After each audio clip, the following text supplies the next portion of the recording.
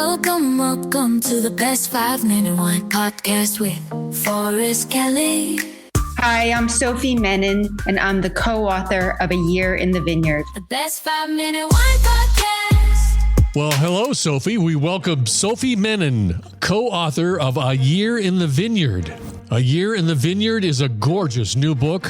The book reveals how wine growers are on the front line of the climate crisis, posing questions and potential remedies in response to the Earth's changing ecology. Let's get some backstory to who Sophie is. I'm a journalist. I've always been a writer and a journalist. I have a master's in cultural reporting and criticism from the Arthur Carter Institute at NYU. I started as an art reporter, and then I moved into food, and then wine became my subject. I'm very interested in the way it connects us to the earth and to cultures and to ourselves and our senses. Now, you said your degree was in journalism and what? Criticism?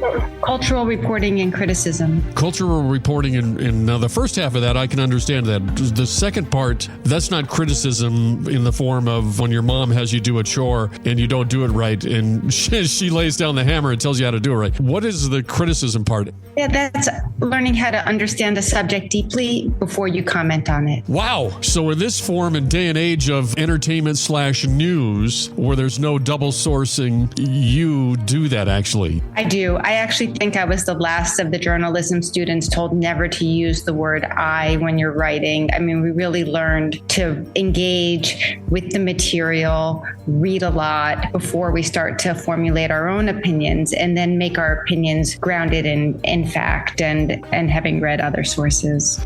Looking at your bio, I see that your wine writing focuses on the myriad ways that wine connects us with our senses and the rhythms of the natural world. I like how that is put. And so that leads me to the question, is this your first wine book? This is my first book on wine. Well, congratulations. Thank you.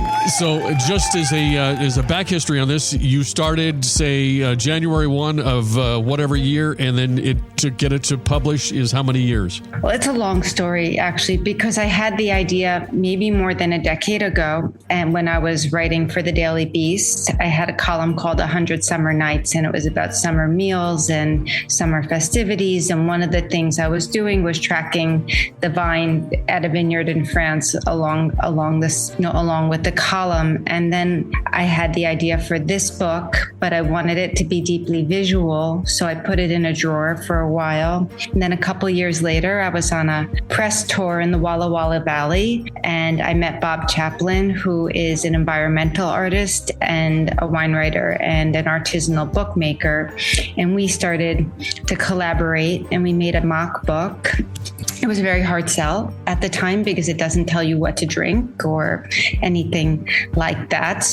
But people kept falling in love with it, and it came in and out of drawers and out into the world. And then about 2 years ago, we met the people at Culture Shock in London, and they were starting an imprint about the intersection of art, nature, and inspiration. And our book felt squarely in that unusual corner. And so after almost a decade of thinking about it, we wrote most of the book in a year. So if I'm getting this correctly, the book didn't come about because of your love for the taste of wine, but because of something deeper.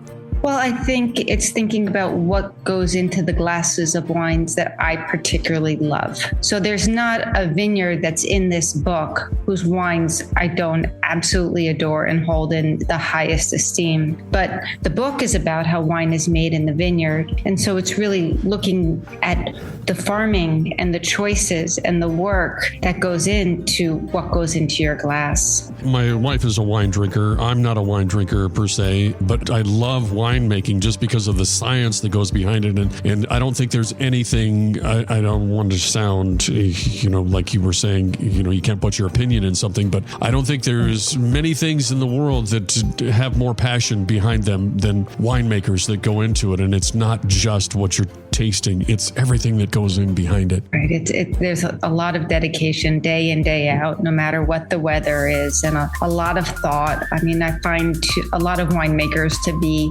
philosophers of sorts. Right. Yeah, there's a lot of thinking behind it. The best 5-minute wine podcast. Don't forget my favorite part. Please like and follow. Oh.